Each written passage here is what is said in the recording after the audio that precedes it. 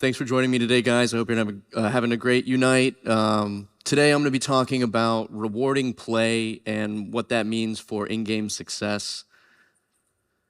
Briefly about me, my name is Nathan TenBoer. I've been in data analytics for about 11 years now, the last 8 of which in video games. Before Unity, I was at GSN Games working on their social casino and casual titles as a data analyst and project manager. I joined Unity in 2020 to evangelize the Unity data and find what's working really well for great games and try to bring that to the larger market. Since then, I've worked on over 500 projects for 300 developers. I'm proud to say that I've worked with a lot of the biggest names in games in the industry. And all of that work is custom tailored to each game, but we do have the opportunity to do some larger market-facing reports, which I'm going to plug at the end here. And I still do play video games. My first games were on MS-DOS and Game Boy. Right now I play on my PC, Switch, PS5, and I'm replaying Symphony of the Night on my iPad right now. Cool. So for today, we're going to talk about understanding rewards, what I mean by in-game rewards. We're going to go next into rewarded advertisements, often called RV. And I'm going to talk about designing the right systems, what goes in and out of those systems, and how to measure success. Finally, I'm going to move into some data insights and land on some pro tips. Cool.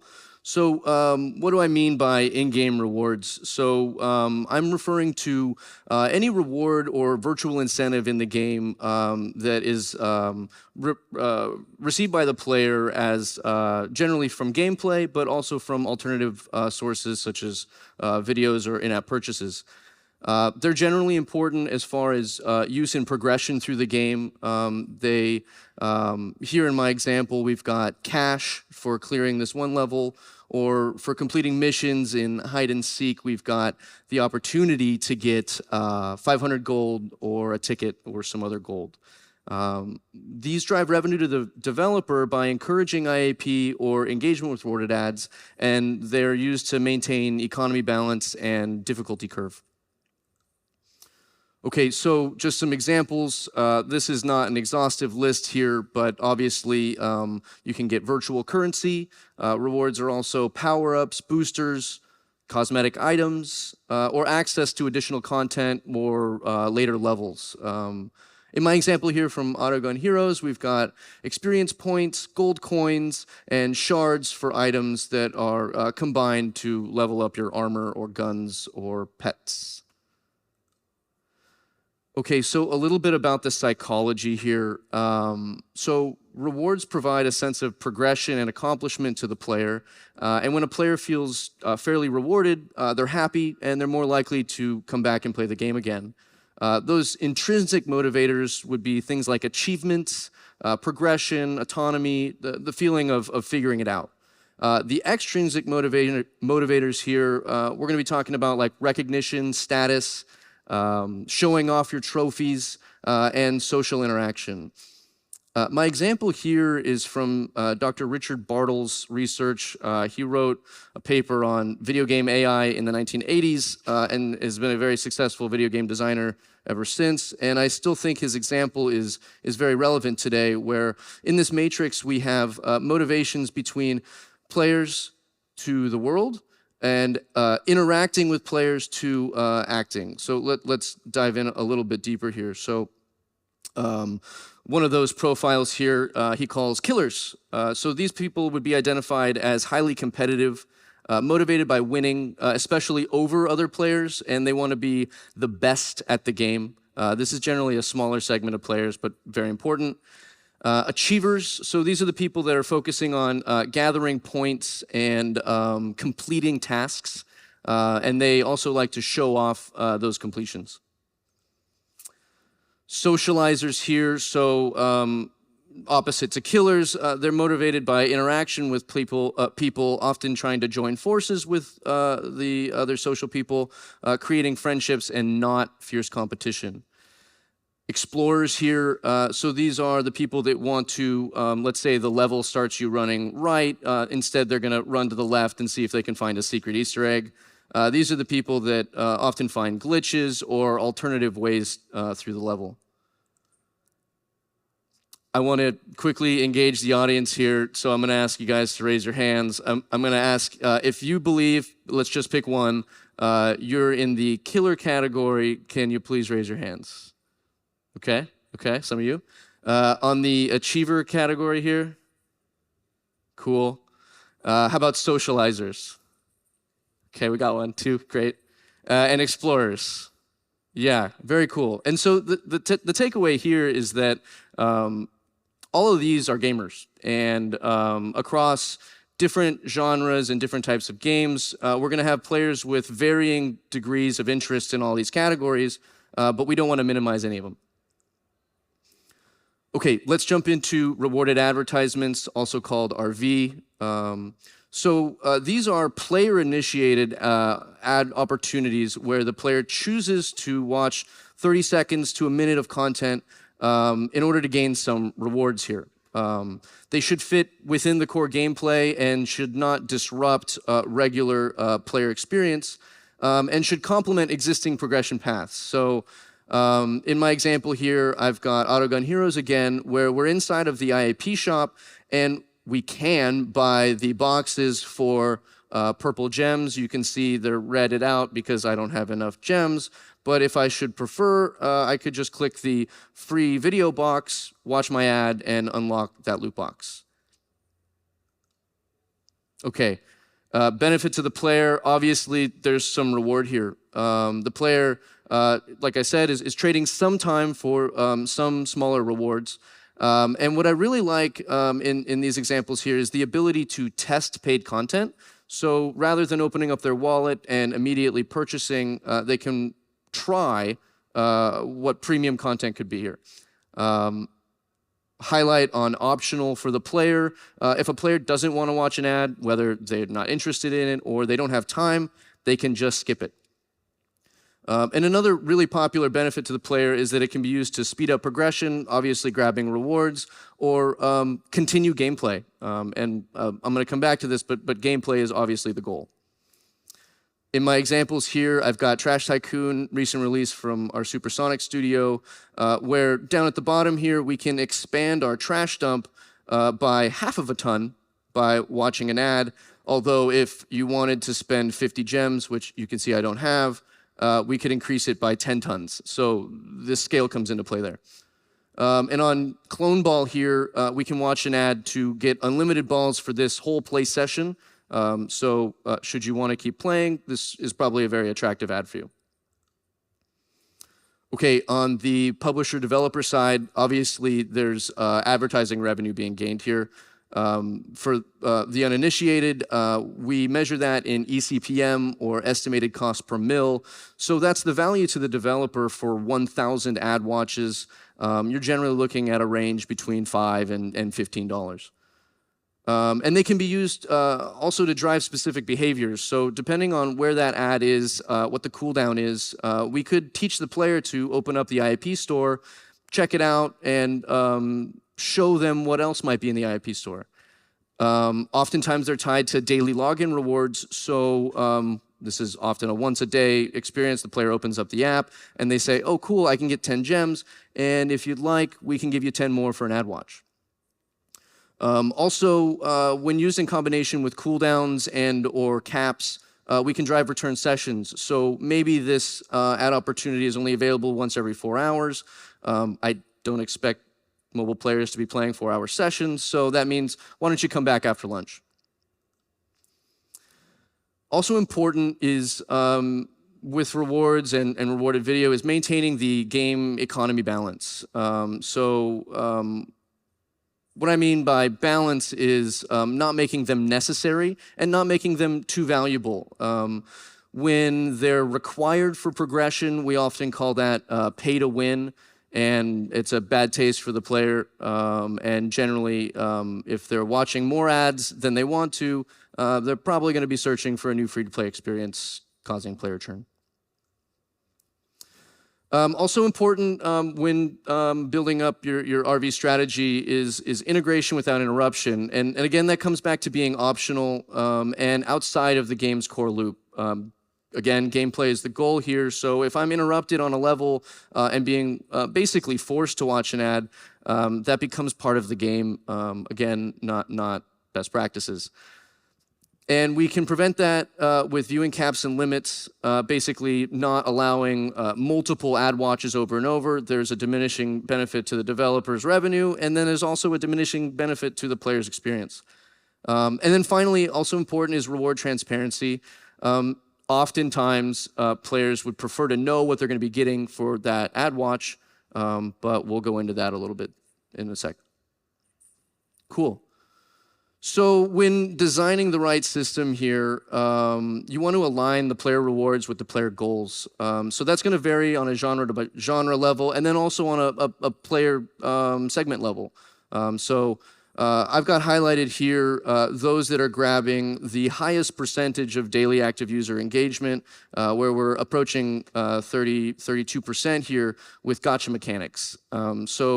Gacha is also going to include loot boxes and or chests where the player has the, they know they're going to get something, and they could get something really cool. Also highlighted in teal, we have additional moves and daily rewards. And these go along to both with not having it too frequent and then also allowing additional gameplay. So obviously those are attractive choices to the players. I mentioned aligning with player goals. So the ad opportunities should feel special. In this example here from Bazooka Boy, we've got highlighted seasonal content themed after Santa Claus, which one would expect is not available year-round, and that to the discerning player should be kind of rare, very cool, and worth watching those ads for. Also consider player lifecycle stage. So a brand new player might not understand that this is limited time and special, but a late cycle player definitely will.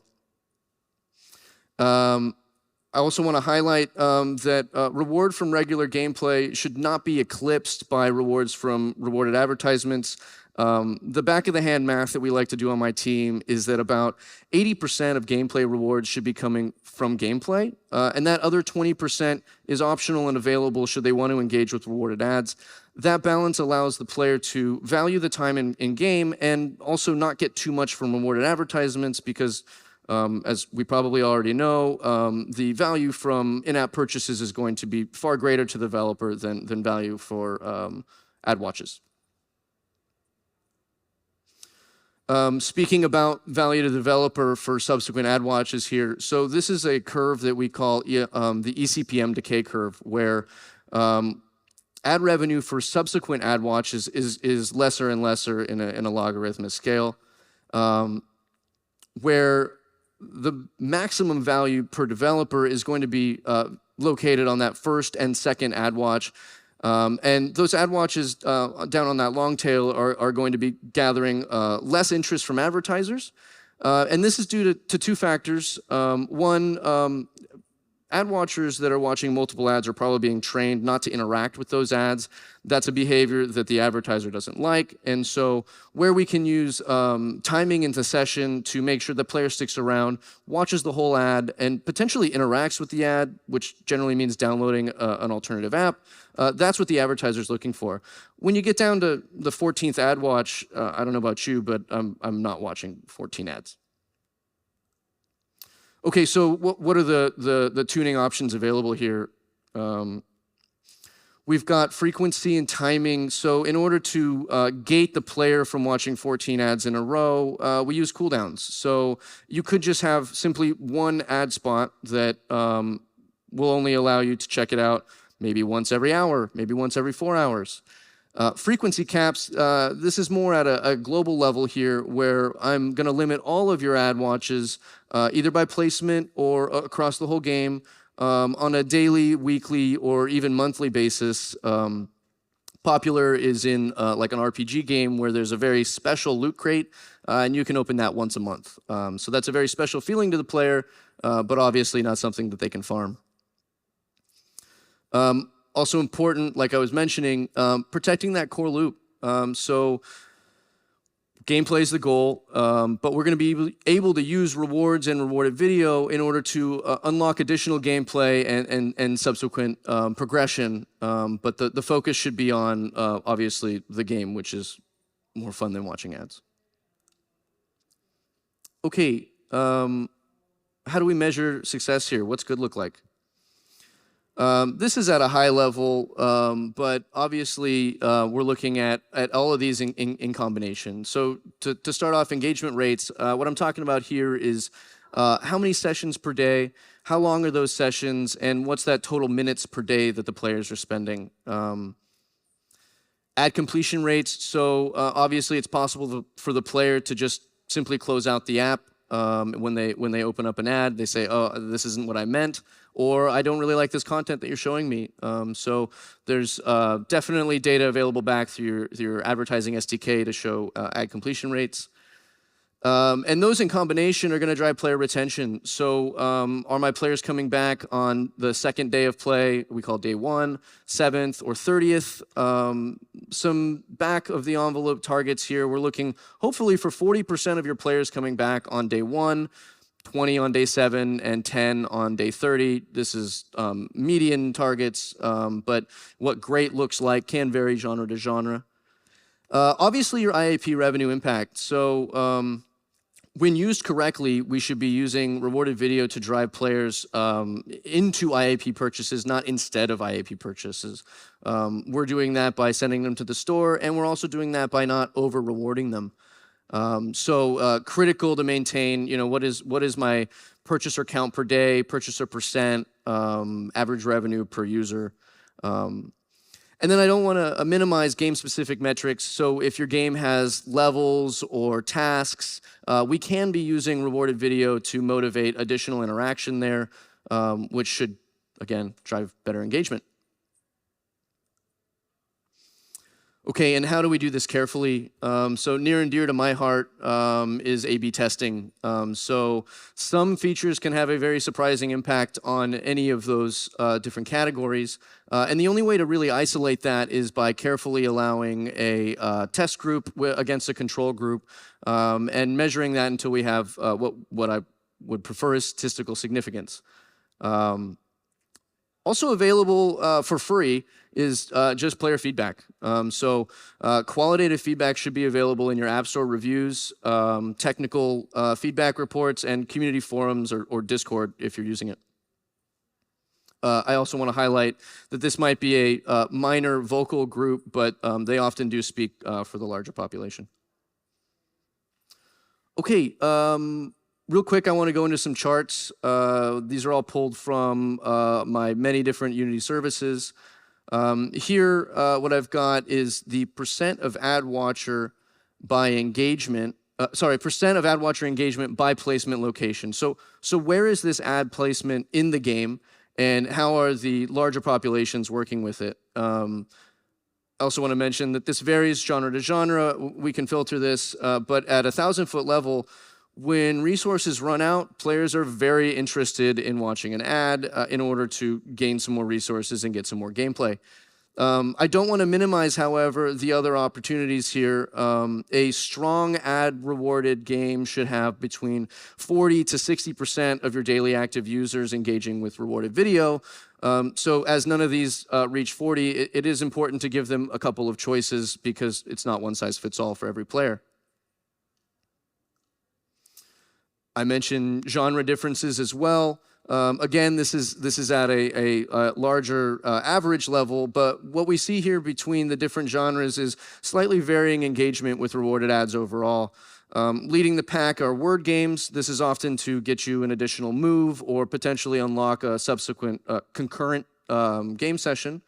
And then at the bottom of the group, we've got sports games. Generally, these are a little bit more realistic with a longer play session, and the player is probably less likely to engage with the ad when compared to, let's say, a casual game where we have shorter play sessions and a lot more reward scarcity. In combination with engagement across the genres, this is a separate grouping of genres. However, I wanted to highlight the estimated cost per 1,000 ad watches across. So where we might actually have lower engagement in sports, we actually have higher value per watch. So economies of scale are going to play here. and what great looks like is going to vary genre to genre. Okay, speeding through it here. Pro tips.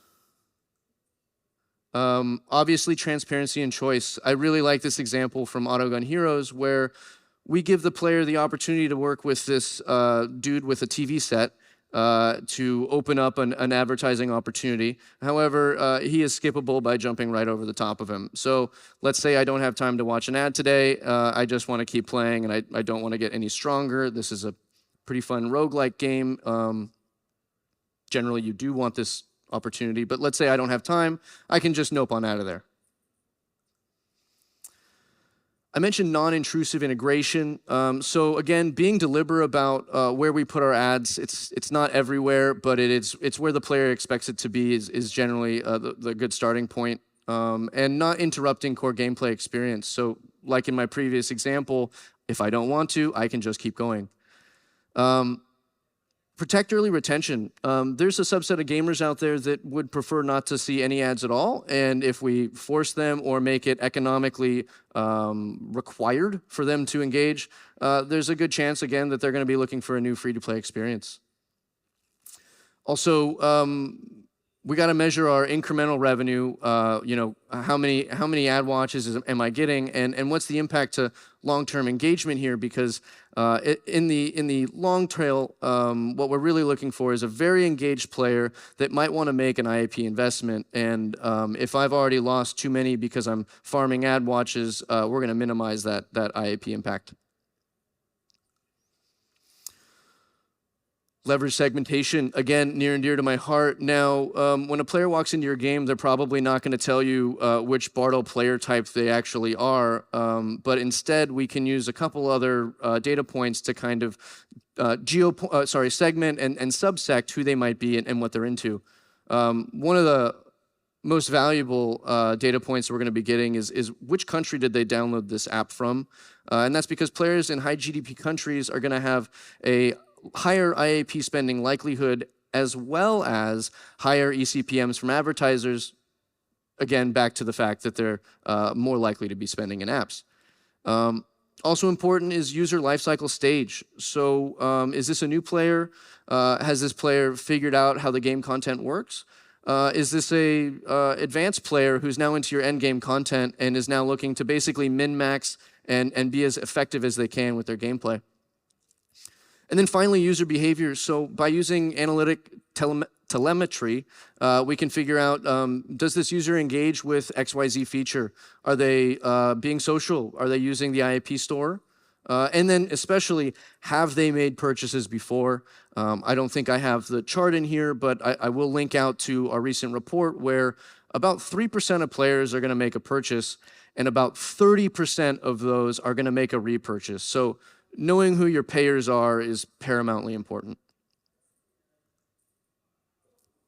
Okay, some key takeaways here. Meet your players on their terms. This comes back to, what do they like? What are they doing in the game? And what is the motivation for playing the game or progressing through the game? Maintain your game economy. So this is again back to balancing the rewards versus the gameplay rewards. Again, I like the 80-20 rule, but that's a good starting place, and you should measure from there. Also, provide multiple opportunities. So this is again back to what great looks like and how if I'm trying to engage with 60% of my player base, I'm going to need to meet them on different opportunities.